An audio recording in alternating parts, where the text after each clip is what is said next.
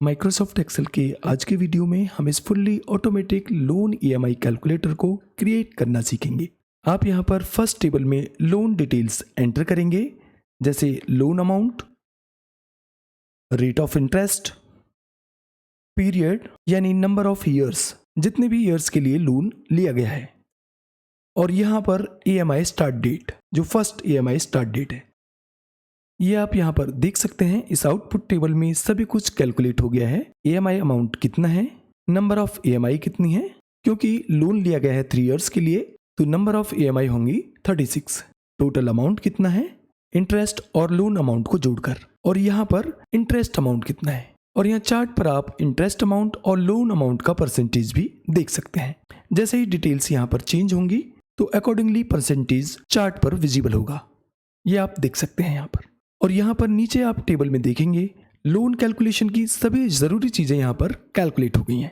जैसे EMI number, first EMI है, EMI due date, यहाँ पर ओपनिंग बैलेंस, क्योंकि फर्स्ट मंथ है तो ओपनिंग बैलेंस जो लोन अमाउंट है वही होगा। और यहाँ पर ईएमआई अमाउंट, यानी जो यहाँ पर लोन लिया गया है 10 ईयर्स के लिए, उसकी फर्स्ट मंथ की ईएमआई इतनी होगी। अब ये जो ईएमआई है उसमें प्रिंसिपल अमाउंट कितना है वो यहाँ पर विजिबल होगा, और इंटरेस्ट अमाउंट कितना है वो यहाँ पर विजिबल होगा, और यहाँ पर रिमेनिंग बैलेंस विजिबल होगा, यानी जो हमारा लोन अमाउंट है उसमें से प्रिंसिपल अमाउंट माइनस हो जाएगा, और यही रिमेनिंग बैलेंस नेक्स्ट मंथ का ओपनिंग बैलेंस हो जाएगा। ये आप यहाँ पर देख सकते हैं। ये टेबल भी यहाँ पर ऑटोमेटिकली कैलकुलेट होगा, और यहाँ पर जो ईएमआई नंबर्स हैं केवल उतने ही नंबर्स यहाँ पर विजिबल होंगे जितने नंबर ऑफ ईएमआईज होंगे। जैसे यहाँ पर पीरियड सपोज हम कर देते हैं 1 ईयर, एंटर करेंगे तो आप देख सकते हैं ये टेबल केवल 12 मंथ्स तक विजिबल हुआ है। तो यहाँ पर सब कुछ ऑटोमेटिक है, और इसे क्रिएट करने के लिए बहुत ही सिंपल फंक्शंस का यूज किया गया है जो माइक्रोसॉफ्ट ऑफिस के सभी वर्जन्स में काम करते हैं। तो चलिए सीख लेते हैं इस ऑटोमेटिक लोन ईएमआई कैलकुलेटर को क्रिएट करना। यहाँ पर हमने एक्सेल की एक नई वर्कशीट ओपन की है। इस ट्रायंगल पर क्लिक करेंगे और यहाँ फिल कलर पर क्लिक करेंगे, और यहाँ से बैकग्राउंड कलर चेंज करेंगे। अब ये फर्स्ट रो की हाइट इंक्रीज करेंगे, और कॉलम बी से लेकर कॉलम एच तक फर्स्ट रो को सिलेक्ट करेंगे। मर्ज एंड सेंटर पर जाकर मर्ज करेंगे। फिल कलर पर जाकर कोई भी डार्क कलर फिल करेंगे। इसमें हम टाइप कर देंगे automatic loan EMI calculator. Font colour change करेंगे, वाइट बोल्ड करेंगे। फॉन्ट साइज इंक्रीज करेंगे, यहाँ से फॉन्ट चेंज कर देंगे। अब यहाँ पर इस सेल को हम सेलेक्ट करेंगे, C3 सेल को, और फर्स्ट टेबल क्रिएट करेंगे जो एक्चुअली इनपुट टेबल होगा, जिसमें लोन डिटेल्स एंटर होंगी। Loan amount, annual interest rate, period, bracket में टाइप करेंगे ईयर्स, और लास्ट में ईएमआई स्टार्ट डेट। अब यहाँ पर इन सेल्स को सिलेक्ट करेंगे C3 से लेकर D6 तक, बोल्ड करेंगे। अब इन सेल्स को सिलेक्ट करेंगे C3 और D3 सेल को, कंट्रोल 1 प्रेस करेंगे तो यहाँ पर फॉर्मेट सेल्स विंडो ओपन होगी। बॉर्डर पर क्लिक करेंगे और यहाँ से बॉर्डर कलर सिलेक्ट करेंगे। आउटलाइन को सिलेक्ट करेंगे और यहाँ से ओके करेंगे। अब ये फॉर्मेट पेंटर पर क्लिक करेंगे, और अन्य सभी सेल्स में भी हम सेम बॉर्डर अप्लाई कर देंगे। अब ये टेबल यहाँ पर क्रिएट हो गया है। यहाँ से लेकर यहाँ तक इन सेल्स को सिलेक्ट करेंगे और बैकग्राउंड कलर फिल करेंगे, ये लाइट ग्रे। इन सेल्स में हम सेम कलर अप्लाई करेंगे जो बैकग्राउंड कलर है। कंट्रोल C द्वारा इन सेल्स को सिलेक्ट करेंगे, और यहाँ पर एक कॉलम छोड़कर कंट्रोल V द्वारा पेस्ट करेंगे। यहाँ लोन अमाउंट की जगह हम टाइप करेंगे EMI amount, number of EMI, total amount, और यहाँ पर हम टाइप करेंगे इंटरेस्ट अमाउंट। ये एक्चुअली आउटपुट टेबल होगा। अब इन सेल्स को सिलेक्ट करेंगे और बैकग्राउंड कलर सिलेक्ट करेंगे। कोई भी डार्क कलर हम यहाँ पर ले लेंगे। फर्स्ट हेडिंग रहेगा यहाँ पर ईएमआई नंबर, सेकंड हेडिंग रहेगा ईएमआई ड्यू डेट, उसके बाद ओपनिंग बैलेंस, ईएमआई अमाउंट, इसके बाद प्रिंसिपल अमाउंट, इंटरेस्ट अमाउंट, और लास्ट में रहेगा रिमेनिंग बैलेंस। अब इन हेडर्स को सिलेक्ट करेंगे, फॉन्ट चेंज कर लेंगे, बोल्ड रखेंगे। अब यहाँ पर हमें कॉलम विड्थ को इंक्रीज करना होगा, तो सभी कॉलम्स को सिलेक्ट करेंगे और किसी एक कॉलम की विड्थ इंक्रीज करेंगे, कॉलम ए की विड्थ यहाँ पर कम करेंगे और ये कॉलम एच की विड्थ थोड़ा इंक्रीज कर लेंगे, कॉलम बी की विड्थ को भी कम रखेंगे। अब यहाँ पर हम इनपुट देते हैं, लोन डेटा एंटर करते हैं। सपोज यहाँ पर लोन लिया गया 5000, इसको हम यहाँ से करेंसी फॉर्मेट में करेंगे और एनुअल रेट ऑफ इंटरेस्ट जिसका है सपोज 10%, पीरियड 3 इयर्स और EMI स्टार्ट डेट सपोज होना है 25 अगस्त से। तो यहाँ पर EMI अमाउंट क्या होगा इसका, इन सभी डिटेल्स के अकॉर्डिंग इसके लिए हम यहाँ पर PMT फंक्शन यूज करेंगे जो बहुत पॉपुलर फंक्शन है EMI कैलकुलेशन के लिए। ये देखिए PMT फंक्शन यहाँ पर आ गया है, डबल क्लिक करेंगे। फर्स्ट आर्गुमेंट है इसका रेट, यहाँ पर हमें देना है रेट ऑफ इंटरेस्ट। इसके लिए हम यहाँ पर ये एनुअल इंटरेस्ट रेट वाली सेल को सेलेक्ट करेंगे। अब देखिए यहाँ पर जो EMI कैलकुलेट कर रहे हैं हम वो कर रहे हैं मंथली EMI और ये जो इंटरेस्ट रेट है वो है एनुअल, तो इसको हमें यहाँ पर 12 से डिवाइड करना होगा, तो डिवाइड बाई 12 करेंगे, कॉमा। अब नेक्स्ट आर्गुमेंट है NPR यानी नंबर ऑफ पीरियड, यानी कितने समय के लिए हम लोन ले रहे हैं। इसके लिए हम यहाँ पर ये ईयर्स वाली सेल को सिलेक्ट करेंगे और इसको मल्टीप्लाई करेंगे 12 से मंथ्स में कन्वर्ट करने के लिए, कॉमा। अब नेक्स्ट आर्गुमेंट है PV यानी प्रिंसिपल वैल्यू, जिसे मूलधन भी कहते हैं। इसके लिए लोन अमाउंट को हम यहाँ पर सिलेक्ट करेंगे, ब्रैकेट क्लोज करेंगे और एंटर प्रेस करेंगे। तो यहाँ पर आप देख सकते हैं मंथली EMI कैलकुलेट हो गया है। PMT फंक्शन ने जो EMI रिटर्न किया है वो नेगेटिव वैल्यूज में है, इसको पॉजिटिव में करने के लिए फंक्शन से पहले हम माइनस साइन पुट करेंगे और एंटर प्रेस करेंगे, तो EMI अमाउंट यहाँ पर पॉजिटिव में दिखेगा। अब नंबर ऑफ EMI कैलकुलेट करने के लिए हम सिंपली इक्वल प्रेस करेंगे और ये ईयर्स वाली सेल को सिलेक्ट करेंगे और इसको मल्टीप्लाई करेंगे 12 से, एंटर प्रेस करेंगे। अब यहाँ पर टोटल अमाउंट आ गया, टोटल अमाउंट यानी इंटरेस्ट अमाउंट और प्रिंसिपल अमाउंट का जो भी टोटल है सम है। इसके लिए इक्वल प्रेस करेंगे और नंबर ऑफ EMI वाली सेल को सिलेक्ट करेंगे, इसको मल्टीप्लाई करेंगे हम EMI अमाउंट से और एंटर प्रेस करेंगे। तो आप देख सकते हैं यहाँ पर टोटल अमाउंट आ गया है, यानी loan amount plus interest amount. अब इस सेल में हम इंटरेस्ट अमाउंट कैलकुलेट करेंगे, बहुत ही सिंपल है, इक्वल प्रेस करेंगे और ये टोटल अमाउंट में से लोन अमाउंट माइनस करेंगे, एंटर प्रेस करेंगे, तो यहाँ पर इंटरेस्ट अमाउंट शो हो जाएगा। अब हमें यहाँ पर एक पाई चार्ट इंसर्ट करना है जिसमें हम प्रिंसिपल अमाउंट और इंटरेस्ट अमाउंट का कंट्रीब्यूशन विजुअलाइज करेंगे। तो इसके लिए हम इस सेल में टाइप करेंगे लोन अमाउंट और यहाँ पर इक्वल प्रेस करेंगे और इस सेल से कनेक्ट कर देंगे, एंटर प्रेस करेंगे। अब इन दोनों सेल्स को सेलेक्ट करेंगे, इंसर्ट पर क्लिक करेंगे और यहाँ से पाई चार्ट इंसर्ट करेंगे, ये 2D पाई चार्ट। अब यहाँ फॉर्मेट पर क्लिक करेंगे, यहाँ शेप फिल पर जाकर नो फिल करेंगे, यहाँ शेप आउटलाइन पर क्लिक करेंगे और नो आउटलाइन करेंगे। अब यहाँ प्लस के आइकन पर क्लिक करेंगे और यहाँ से ये चार्ट टाइटल को अनचेक करेंगे, चार्ट टाइटल हमें यहाँ पर नहीं चाहिए। डेटा लेबल्स पर क्लिक करेंगे और यहाँ मोर ऑप्शंस पर क्लिक करेंगे। यहाँ चार्ट पर आप देख सकते हैं वैल्यूज विजिबल हैं जो हमें नहीं चाहिए, हमें यहाँ पर परसेंटेज चाहिए, तो वैल्यू को अनचेक करेंगे और परसेंटेज वाले चेकबॉक्स को चेक करेंगे, तो यहाँ पर परसेंटेज विजिबल हो जाएगा। होम टैब पर क्लिक करेंगे और यहाँ से फॉन्ट कलर वाइट करेंगे, बोल्ड करेंगे। अब ये विंडो को यहाँ से क्लोज करेंगे, चार्ट के साइज को कम करेंगे और इसको यहाँ पर प्लेस करेंगे। अब यहाँ पर जो चार्ट का इनर स्पेस है इसको थोड़ा मैक्सिमाइज करेंगे, इस तरह से हम इसको अकॉर्डिंगली सेट कर लेंगे। तो आप देख सकते हैं यहाँ पर पाई चार्ट प्रॉपरली प्लेस हो गया है। अब इन सेल्स को सिलेक्ट करेंगे और इसके फॉन्ट कलर को चेंज कर देंगे, तो यहाँ पर ये ग्रे कलर करेंगे तो अब ये विजिबल नहीं होगा। आप देख सकते हैं यहाँ पर चार्ट पर इंटरेस्ट अमाउंट और लोन अमाउंट का कंट्रीब्यूशन विजिबल है। जैसे यहाँ से पीरियड चेंज करेंगे या कुछ भी इनपुट चेंज करेंगे तो अकॉर्डिंगली परसेंटेज यहाँ पर विजिबल होगा। अब यहाँ पर हम फंक्शंस स्टार्ट करेंगे। पहला फंक्शन हम यहाँ पर लगाएंगे EMI नंबर्स को ऑटोमेट करने के लिए। इक्वल प्रेस करेंगे, रो टाइप करेंगे, ये देखिए रो फंक्शन यहाँ पर आ गया है, डबल क्लिक करेंगे, ब्रैकेट क्लोज करेंगे और एंटर प्रेस करेंगे। ये आप देख सकते हैं रो फंक्शन ने यहाँ पर रो नंबर रिटर्न कर दिया है। हमें क्या चाहिए, यहाँ पर सीरियल नंबर चाहिए, तो यहाँ पर ये जो रो नंबर है ये है 8th, तो 9th में से हम 8th को यहाँ पर माइनस करेंगे। पहले तो F2 प्रेस करके फंक्शन विजिबल करते हैं और माइनस करेंगे इसमें से वापस से रो और इस सेल को सिलेक्ट करेंगे। ध्यान रखिए इस सेल को हमें फुल्ली फिक्स्ड करना है। तो F4 प्रेस करेंगे, ब्रैकेट क्लोज करेंगे और एंटर प्रेस करेंगे।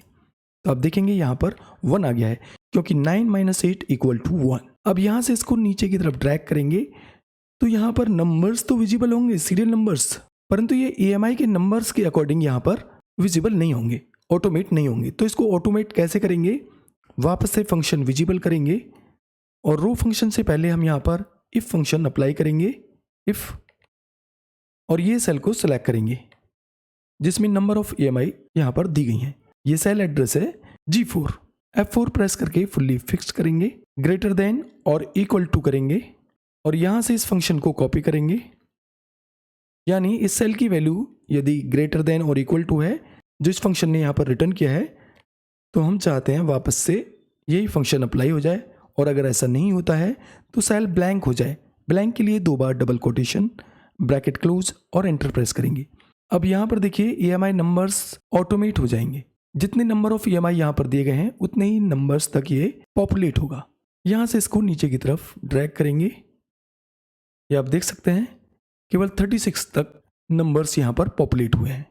क्योंकि यहाँ पर जो ये लोन EMI कैलकुलेटर हम क्रिएट कर रहे हैं वो क्रिएट करेंगे 20 ईयर्स के लिए, आप 50 ईयर्स के लिए भी कर सकते हैं। तो अकॉर्डिंगली हम यहाँ पर इस फंक्शन को सर्टेन नंबर ऑफ रोज तक ड्रैग करेंगे। तो यहाँ से इसको वापस से ड्रैग करेंगे, हम इसको 250 तक ड्रैग करेंगे जिसमें 20 ईयर्स का डेटा इजीली आ जाएगा। और इन सेल्स में हम बैकग्राउंड कलर रखेंगे वाइट।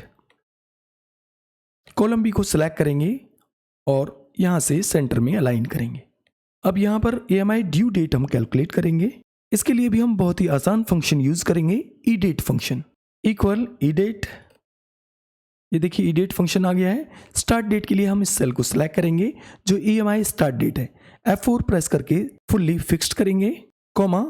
अब मंथ्स के लिए हम यहाँ पर इस सेल को सिलेक्ट करेंगे EMI नंबर को जो फर्स्ट मंथ है। अब यदि हम यहाँ पर ब्रैकेट क्लोज करेंगे और एंटर प्रेस करेंगे तो यहाँ पर ये नेक्स्ट मंथ की डेट शो करेगा। इसको डेट फॉर्मेट में करेंगे यहाँ से, ये आप यहाँ पर देख सकते हैं। जबकि हमें जो फर्स्ट EMI की डेट चाहिए वो सेम ही रहेगी जो EMI स्टार्ट डेट है। तो फंक्शन विजिबल करेंगे F2 प्रेस करके और B9 में से -1 करेंगे, एंटर प्रेस करेंगे। ये आप देख सकते हैं सेम डेट आ गई है। अब इसको नीचे तक ड्रैग कर लेंगे 250 तक।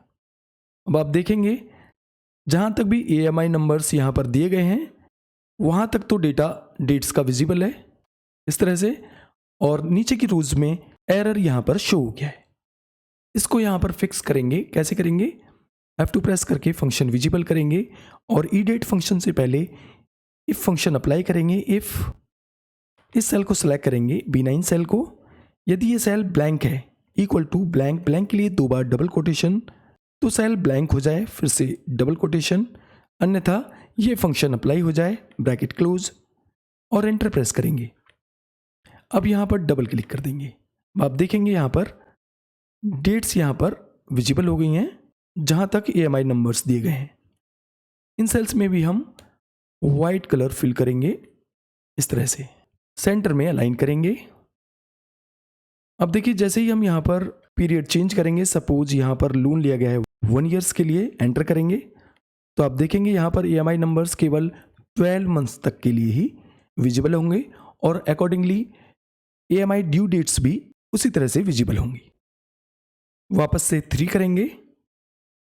अब यहाँ पर हमें ओपनिंग बैलेंस कैलकुलेट करना है। इसके लिए भी फंक्शन अप्लाई करेंगे इक्वल इफ, और नॉट फंक्शन अप्लाई करेंगे और इस नंबर फंक्शन अप्लाई करेंगे और इस सेल को हम सिलेक्ट करेंगे जो रिमेनिंग बैलेंस वाली सेल है जो एक्चुअली हेडर है। इसको हम चेक करेंगे कि सेल में नंबर तो नहीं है, ब्रैकेट क्लोज करेंगे क्योंकि यहाँ पर इस नंबर के साथ हमने नॉट फंक्शन भी अप्लाई किया है, तो 2 बार ब्रैकेट क्लोज करेंगे, कॉमा। तो अगर ऐसा है तो ये सेल रिफ्लेक्ट हो जाए, D3 सेल। इसको F4 प्रेस करके फुल्ली फिक्स करेंगे, कॉमा।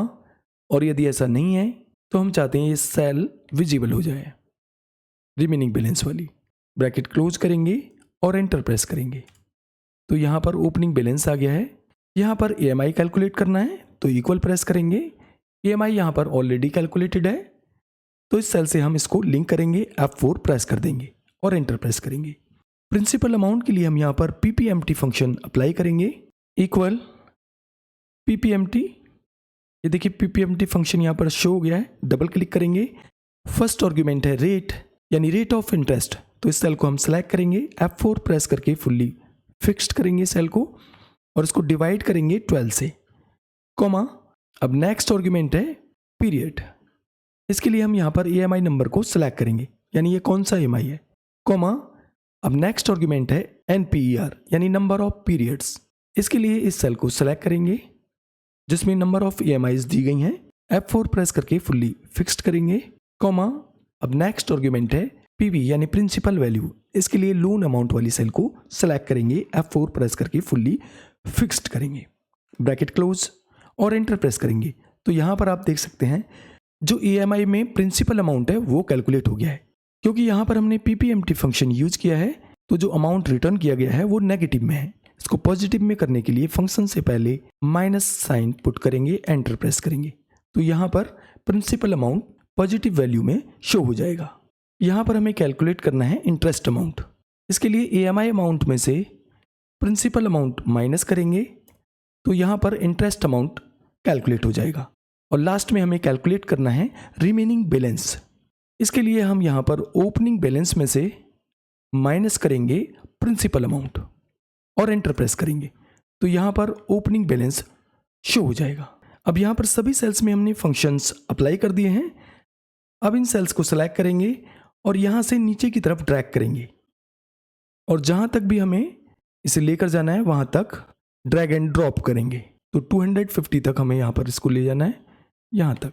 तो इसको ड्रैग एंड ड्रॉप हमने जैसे ही किया तो आप देखेंगे नीचे की सेल्स में एरर शो हो रहा है, क्योंकि ये जो लोन लिया गया है 36 मंथ्स के लिए लिया गया है। तो 36 तक तो यहाँ पर डेटा आया है सभी सेल्स में, बट नीचे की सेल्स में आप एरर यहाँ पर देख सकते हैं। तो इसको कैसे फिक्स करेंगे, यहाँ पर इस सेल को सिलेक्ट करेंगे और यहाँ फॉर्मूला बार में आप देखेंगे फंक्शन से पहले हम इफ़ कंडीशन अप्लाई करेंगे, इफ़, और इस सेल को सिलेक्ट करेंगे जो EMI नंबर वाली सेल है। यदि ये सेल बराबर है इक्वल टू ब्लैंक के तो सेल ब्लैंक हो जाए, अदरवाइज ये फंक्शन अप्लाई हो जाए, ब्रैकेट क्लोज और एंटर प्रेस करेंगे। अब यहाँ पर डबल क्लिक करेंगे तो आप देखेंगे यहाँ पर जो एरर है वो फिक्स हो गया है। अब यहाँ से इस फंक्शन में से जो हमने ये फंक्शन अप्लाई किया है इसको Ctrl+C द्वारा कॉपी कर लेंगे सिलेक्ट करके और यहाँ पर फंक्शन विजिबल करेंगे, F2 प्रेस करके। यहाँ पर देखिए फंक्शन Ctrl+V द्वारा पेस्ट करेंगे, ब्रैकेट क्लोज और एंटर प्रेस करेंगे। यहाँ पर भी हम डबल क्लिक करेंगे तो एरर यहाँ पर भी फिक्स हो जाएगा।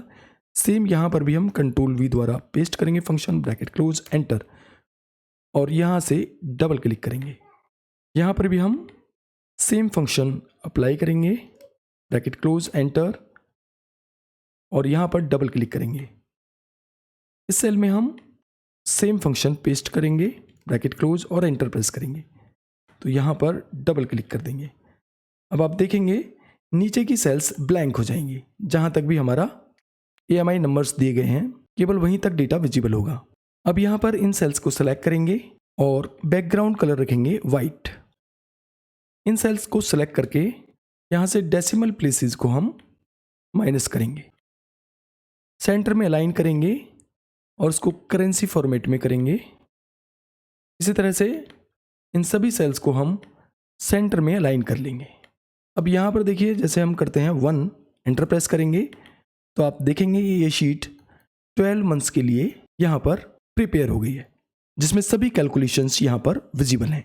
अब यहाँ पर देखिए ये जो लोन अमाउंट है यहाँ पर 12 मंथ में 0 हो गया है, परंतु ये नेगेटिव में विजिबल है। इसको कैसे फिक्स करेंगे, सेल को सिलेक्ट करेंगे और यहाँ पर ये जो कैलकुलेशन है इससे पहले हम ABS फंक्शन यूज करेंगे। ABS फंक्शन नेगेटिव वैल्यूज को पॉजिटिव वैल्यूज में कन्वर्ट करता है। ब्रैकेट क्लोज करेंगे और एंटर प्रेस करेंगे। अब सेल को सेलेक्ट करेंगे और यहाँ पर डबल क्लिक करेंगे तो आप देखेंगे ये भी यहाँ पर फिक्स हो गया है। अब यहाँ पर इन सेल्स को हम सेलेक्ट करेंगे और इसमें ऑटोमेटिक बॉर्डर अप्लाई करेंगे। इसके लिए हम यहाँ पर कंडीशनल फॉर्मेटिंग का यूज़ करेंगे। तो सेल को हमने सेलेक्ट कर लिया है, कंडीशनल फॉर्मेटिंग पर क्लिक करेंगे और न्यू रूल पर क्लिक करेंगे। यहाँ format only cells that contain पर क्लिक करेंगे और यहाँ ड्रॉप डाउन में हम सेलेक्ट करेंगे नो ब्लैंक्स। फॉर्मेट यहाँ से सेट करेंगे। फॉर्मेट हमें सेट करना है केवल बॉर्डर, तो बॉर्डर कलर हम यहाँ से लेंगे ये कलर। आउटलाइन को सेलेक्ट करेंगे और यहाँ से ओके करेंगे, यहाँ से भी ओके करेंगे। अब जहाँ तक डेटा विजिबल होगा वहीं तक केवल बॉर्डर अप्लाई होगा। जैसे ही यहाँ पर हम 4 करेंगे तो आप देखेंगे बॉर्डर नीचे तक आ गया है 48 तक। अब यहाँ पर हम कैलकुलेटर का आइकन इंसर्ट कर लेते हैं। इसके लिए इंसर्ट पर क्लिक करेंगे, इलस्ट्रेशंस पर क्लिक करेंगे, आइकन्स पर क्लिक करेंगे और यहाँ पर हम सर्च कर लेंगे फाइनेंस। ये आप देख सकते हैं यहाँ पर ये कैलकुलेटर आइकन विजिबल है। इंसर्ट कर लेंगे और इसको यहाँ पर प्लेस कर लेंगे, रिसाइज करेंगे इस तरह से। अब यहाँ पर आप कुछ भी चेंज कर सकते हैं। लोन अमाउंट यहाँ पर सपोज हमने किया 10,000, annual rate of interest suppose हमने किया 15%। तो अकॉर्डिंगली यहाँ पर डेटा विजिबल होगा। सपोज हमने यहाँ पर लिया 10 ईयर्स, तो आप देख सकते हैं यहाँ पर ये जो चार्ट है अकॉर्डिंगली विजिबल होता जा रहा है। अब देखिए जैसे ही हम यहाँ पर इस डेटा को डिलीट करेंगे तो यहाँ से तो डेटा गायब हो गया है, परंतु यहाँ पर कुछ एरर्स शो हो रहे हैं। इनको भी फिक्स कर लेते हैं। फंक्शन से पहले simply if error function apply कर देंगे, कॉमा और ब्लैंक के लिए 2 बार डबल कोटेशन, ब्रैकेट क्लोज और एंटर। इसी तरह से टोटल अमाउंट को भी हम यहाँ पर फिक्स कर लेंगे, if error comma double quotes bracket close enter. यहाँ पर भी हम इफ एरर अप्लाई कर देंगे इस तरह से। अब देखिए ये कंप्लीट शीट यहाँ पर ब्लैंक है। जैसे ही हम डेटा एंटर करेंगे, लोन डेटा, सपोज हमने यहाँ पर लोन लिया 1 लाख का, जिसका एनुअल रेट ऑफ इंटरेस्ट था 15% और पीरियड्स हमने लिया 3 ईयर्स के लिए। EMI डेट हमारा स्टार्ट होगा सपोज 1 अगस्त से। तो आप देखेंगे यहाँ पर अकॉर्डिंगली कैलकुलेशंस हो गई हैं। पीरियड यहाँ पर आप 20 ईयर्स तक ले सकते हैं। तो आप देखेंगे यहाँ पर जो डेटा विजिबल रहेगा वो 20 ईयर्स तक का होगा। तो इस तरह से बड़ी आसानी से आप इस fully automatic loan EMI calculator को क्रिएट कर सकते हैं। अभी के लिए बस इतना ही। नमस्कार।